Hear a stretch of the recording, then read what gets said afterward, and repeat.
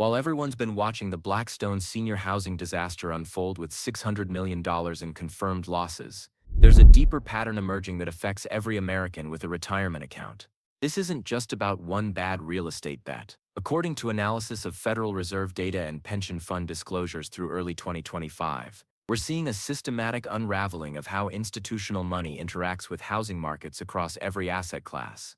From single-family rentals to senior living facilities to commercial properties, the same forces crushing Blackstone's portfolio are creating pressure points throughout the $50 trillion U.S. real estate market. Today, I'm breaking down the pension fund exposure, the institutional selling pressure building in single-family homes, the regulatory crackdown that's accelerating losses, the insurance crisis amplifying every problem, the construction financing freeze, and what this means for your home value and retirement security. Are we watching the beginning of the largest institutional real estate reset since 2008, the pension bomb?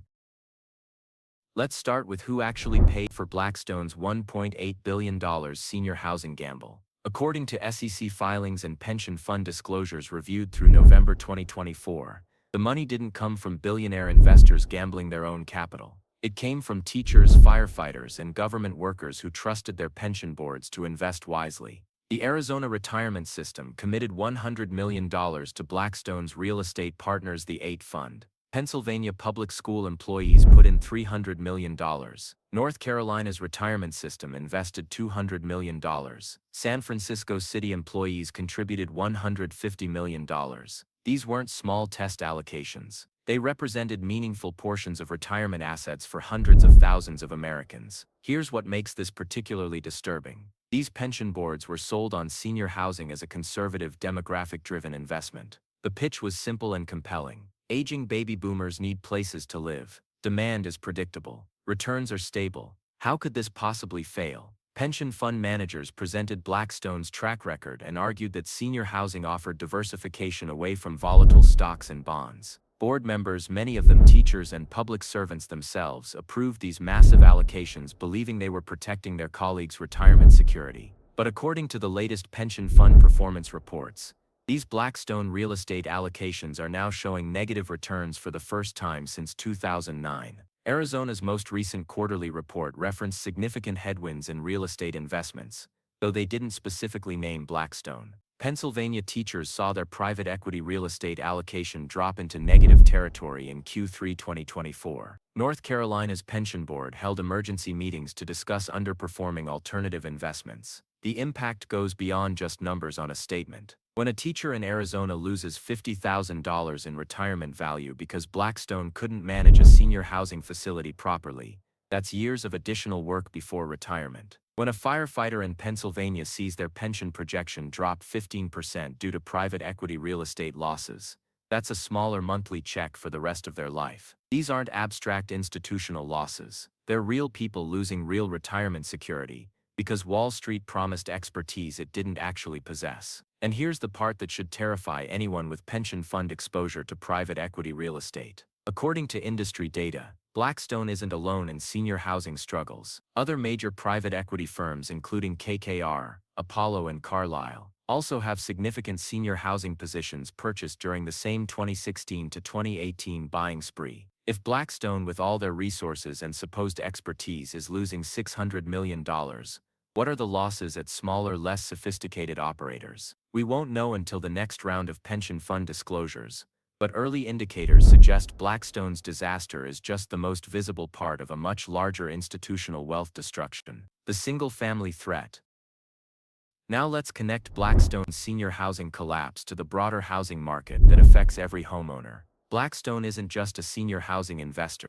Through their subsidiary Invitation Homes, they own over 80,000 single-family rental homes across the United States, making them the world's largest owner of single-family properties. And here's the critical connection most analysts are missing. The same financial engineering that destroyed Blackstone's senior housing returns is embedded throughout their residential real estate portfolio. According to industry sources and loan documentation reviewed by real estate analysts, Blackstone used floating-rate debt to finance their single-family home purchases during the pandemic buying spree. When interest rates were near zero in 2020 and 2021, this strategy made perfect sense. Borrow cheap money, buy properties generating positive cash flow, pocket the difference. But now with interest rates above 5%, those same loans are creating the exact cash flow squeeze that forced Blackstone to liquidate senior housing at massive losses. Properties that Blackstone purchased for $400,000 to $500,000 in Phoenix, Austin, Tampa, and Charlotte during the pandemic peak are now generating negative cash flow.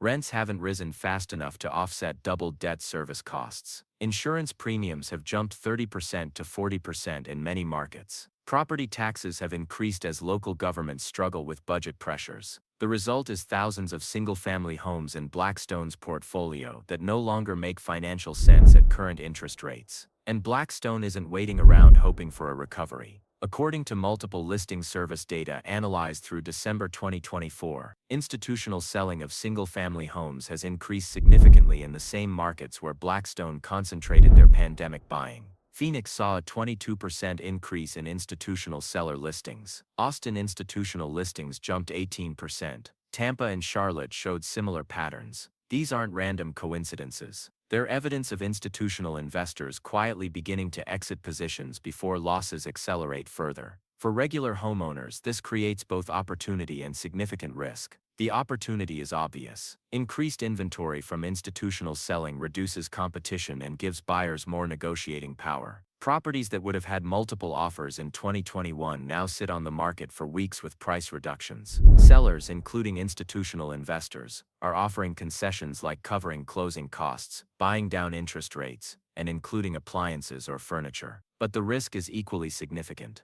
When $2 trillion in institutional money starts reassessing real estate exposure across all asset classes, it can trigger broader market corrections that affect everyone's home values. If Blackstone decides to accelerate single-family home sales to offset senior housing losses, that additional supply could push down prices in markets where they own thousands of properties. A 10% to 15% price decline in Phoenix or Austin wouldn't just affect Blackstone's portfolio. It would reset comparable sales data and affect every homeowner's equity in those markets. The psychological shift is already happening. Institutional buyers were the marginal price setters during the pandemic boom. When they were aggressively buying at any price, it pulled everyone else's valuations higher. Now, as they become sellers rather than buyers, that dynamic reverses. Markets don't crash all at once. They reset gradually as the most aggressive buyer becomes the most motivated seller. And we're watching that transition happen in real time across institutional real estate portfolios.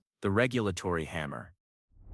Let's talk about the regulatory dimension that's turning Blackstone's senior housing problems into a full-scale crisis. According to the Wall Street Journal investigation and Centers for Medicare and Medicaid Services data, multiple Blackstone senior housing facilities received one-star ratings and face serious violations. In Florida, regulators found inadequate resident care and unsanitary conditions. In South Carolina, investigators documented incorrect prescription of antipsychotic medication to residents in ways likely to cause serious harm or death. These aren't minor compliance issues. They're fundamental failures in the core mission of senior housing. When Medicare gives your facility a one-star rating, several things happen simultaneously. First, new resident admissions effectively stop. Families researching senior housing options see that rating and immediately eliminate the facility from consideration. Second, current residents begin leaving if they have alternatives. No one wants their elderly parent in a facility with documented medication errors and safety violations. Third, insurance carriers raise premiums or threaten to drop coverage entirely. A facility with serious regulatory violations becomes an actuarial nightmare. The financial impact is immediate and severe. A senior housing facility operating at 80% occupancy might be marginally profitable. But when regulatory violations drop occupancy to 40%, as happened with Blackstone's Greenville, South Carolina property, the economics collapse entirely. Fixed costs like building maintenance, insurance, and debt service don't decrease just because half your residents left. Revenue drops by half while costs remain largely unchanged. The result is massive monthly losses that quickly exceed the property's remaining equity value. And here's what makes the regulatory pressure particularly devastating for institutional owners like Blackstone. They can't just quietly fix the problems and wait for ratings to improve. Public pension funds that invested in these properties are now demanding explanations. Why did Arizona teachers' retirement money get invested in facilities where regulators found medication errors? How did Pennsylvania school employees' pensions end up funding properties with one-star Medicare ratings? These questions create political pressure that forces rapid divestment rather than patient turnaround strategies. State regulators are also stepping up enforcement as the political backlash builds. When local news covers stories about seniors receiving inadequate care in facilities owned by Wall Street's biggest private equity firm, state health departments face pressure to demonstrate aggressive oversight. Inspection frequency increases. Violation thresholds become stricter. The grace period for correcting deficiencies shortens. What might have been a manageable compliance issue in 2019 becomes a facility-threatening crisis in 2024. The broader senior housing industry is feeling the regulatory ripple effects. Operators that have nothing to do with Blackstone are suddenly facing more stringent inspections and higher compliance costs. Lenders financing senior housing developments are demanding larger reserves and more frequent financial reporting. Insurance carriers are requiring detailed operational audits before renewing policies. Blackstone's spectacular operational failures have created a crisis of confidence that's raising costs and reducing investment flows across the entire sector. The insurance nightmare. Now let's examine the insurance dimension that's amplifying losses across institutional real estate portfolios. According to industry data compiled through Q4 2024, commercial real estate insurance premiums have increased 20% to 40% across most property types, with senior housing seeing some of the steepest increases. For Blackstone's senior housing properties, this insurance crisis transformed marginally profitable facilities into consistent money losers. Here's the brutal math. A senior housing facility with $5 million in annual revenue might have paid $200,000 annually for insurance in 2019. By 2024, that same coverage costs $350,000 or more, especially if the facility has any regulatory violations or claims history. That's $150,000 in additional annual expenses that can't easily be passed along to residents. Most senior housing facilities operate on contracts with Medicare and Medicaid that set reimbursement rates years in advance. When insurance costs jump 75%, there's no immediate way to recover those expenses through higher revenue.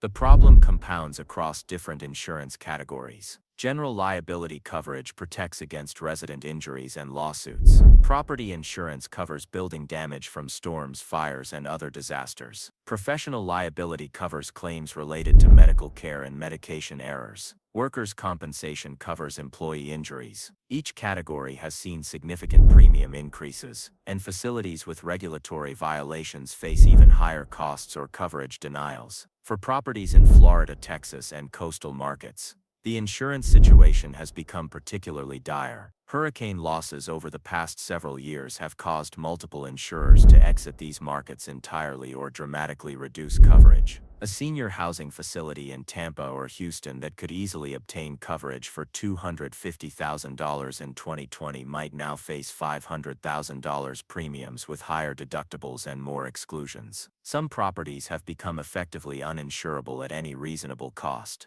This insurance crisis directly impacts property values in ways that appraisers and buyers factor into their analysis. When Blackstone tries to sell a senior housing facility, potential buyers model out their projected expenses, including insurance. If the insurance quote comes back at $400,000 annually instead of the expected $250,000, that's $150,000 less in net operating income. Using standard capitalization rates, that $150,000 annual expense difference translates to roughly $2 million in reduced property value. The insurance pressure also affects Blackstone's single-family rental portfolio. Properties in wildfire zones in California and Colorado face premium increases of 40% to 60%. Homes in flood-prone areas of Houston and Florida see similar insurance cost explosions. For a portfolio of 80,000 homes, even a $500 average annual insurance increase per property equals $40 million in additional annual expenses. That's $40 million less cash flow available to service debt and generate returns for investors. And the insurance industry's risk reassessment is accelerating rather than stabilizing. Climate-related losses continue mounting. Regulatory enforcement is increasing costs for senior housing operators. Insurance carriers are updating their actuarial models to reflect these new realities. The result is a multi-year trend of rising premiums that fundamentally changes the economics of institutional real estate ownership. The construction freeze. Let's shift to the construction financing crisis that Blackstone's failure is triggering across the housing sector. According to data from the Mortgage Bankers Association and Federal Reserve lending surveys, commercial real estate construction lending dropped 31% in 2024 compared to 2023. Senior housing construction financing fell even more dramatically, down nearly 50% as lenders flee the sector following Blackstone's publicized losses. Here's why this matters for everyone, not just institutional investors. America faces a significant housing shortage across all categories. We need more single-family homes, more apartments, and definitely more senior housing as baby boomers age. But construction requires financing, and lenders base their decisions on recent performance data. When the world's most sophisticated real estate investor loses $600 million on senior housing, banks and insurance companies providing construction loans take notice. A senior housing developer trying to finance a new 120-unit facility in 2019 could obtain construction financing at 4% to 5% interest with 70% to 75% loan-to-cost ratio. By late 2024, that same developer faces 7% to 8% interest rates with only 60% to 65% loan-to-cost. The developer must bring significantly more equity, and the higher interest rate during construction dramatically increases costs. Many projects that made financial sense at 2019 financing terms no longer work at 2024 terms. The result is a wave of canceled senior housing developments. According to the National Investment Center for Seniors Housing and Care, construction starts for senior housing dropped to their lowest level since 2011. Projects that were in planning stages got shelved. Developers with approved zoning decided to wait rather than break ground into uncertain markets. The pipeline of new senior housing supply is drying up exactly when demographic demand should be accelerating. This construction freeze creates a paradox. Blackstone's operational failures and massive losses are scaring away the institutional capital and construction financing needed to solve America's senior housing shortage. The demographic demand that attracted Blackstone's initial investment is still real. The need for quality senior housing is growing. But the capital to build new facilities is disappearing because investors and lenders watched Blackstone turn a demographic certainty into a $600 million loss. The single-family housing market faces similar construction financing pressure. Builders rely on construction to permanent loans and lot financing to fund new developments. As banks pull back on real estate lending following institutional losses, these financing sources become more expensive and harder to obtain. Construction costs are already elevated due to labor shortages and material costs. Adding financing difficulties on top makes many projects economically unviable. The long-term impact of this construction freeze could actually exceed Blackstone's direct losses. If we underbuild housing for several years while demographic demand continues growing, the resulting shortage will drive up prices and rents across all housing categories. The institutional money that fled after watching Blackstone's failure will create a supply gap that takes years to fill once confidence eventually returns. Your financial future. Finally, let's connect all these institutional forces to what matters for regular Americans: your home value and retirement security. If you own a home in a market where institutional investors are significant players, you're already feeling the effects. Phoenix, Austin, Tampa, Charlotte, Atlanta, and Las Vegas all saw institutional investors buy aggressively during the pandemic. These are now the markets seeing the most pronounced slowdowns as institutional money pulls back. The mechanics work like this. When institutional buyers were competing for every available property in 2021 and 2022, they set the comparable sales that appraisers use to value your home. A property that might have sold for $350,000 in normal market conditions sold for $425,000 because Blackstone and similar firms were bidding aggressively. That $425,000 sale became the comparable for your home appraisal, raising your perceived home equity. But now, as institutional buyers become sellers, that dynamic reverses. Properties that would have sold quickly at elevated prices in 2022 now sit on the market with price reductions. Those reduced prices become the new comparables, affecting everyone's home value. For homeowners with significant equity, this creates a paper loss but not necessarily a crisis. If you bought your home in 2015 for $250,000 and it's now worth $380,000 instead of $425,000, you've still built substantial wealth. But for homeowners who bought at the peak in 2021 or 2022, the situation is more precarious. If you paid $425,000 with 5% down and your home is now worth $380,000, you're potentially underwater on your mortgage. The retirement security angle affects everyone with a pension or 401k that includes private equity real estate exposure. According to Preqin data, U.S. pension funds have allocated roughly $1.1 trillion to private equity, with significant portions invested in real estate strategies. Blackstone alone manages over $330 billion in real estate assets globally. When a firm that size takes $600 million in losses on a single strategy, it impacts returns across their entire platform and affects millions of retirement accounts. Most pension beneficiaries have no idea how much of their retirement money is invested in private equity real estate, much less which specific properties or strategies.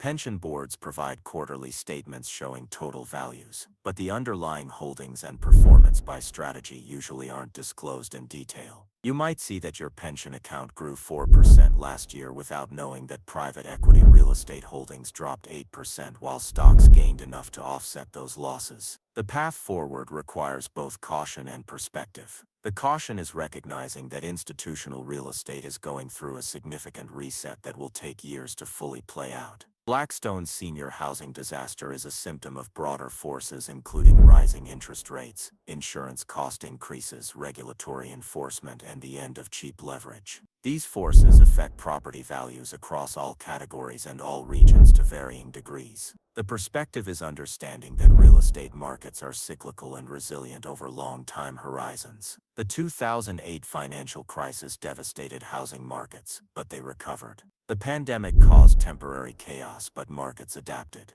The institutional reset happening now will eventually create opportunities for new buyers and investors who can acquire properties at more reasonable valuations. For homeowners with long-term time horizons, temporary value fluctuations matter less than the fundamental value of shelter and the long-term appreciation that typically occurs in growing regions. For pension fund beneficiaries, the key is demanding more transparency about alternative investment allocations and performance. Pension boards should be required to disclose private equity holdings with enough detail that beneficiaries can understand where their money is invested and how those investments are performing. The opacity that allowed Blackstone to invest pension money in facilities with one-star Medicare ratings needs to end. We're watching institutional real estate go through its most significant stress test since 2008. Blackstone's $600 million senior housing loss is the most visible disaster, but the pressure points exist throughout the system. Your home value, your retirement security, and America's housing affordability all connect to how this institutional reset plays out over the next several years. Understanding these connections is the first step toward protecting yourself and advocating for better oversight of the institutional money that shapes housing markets and retirement security.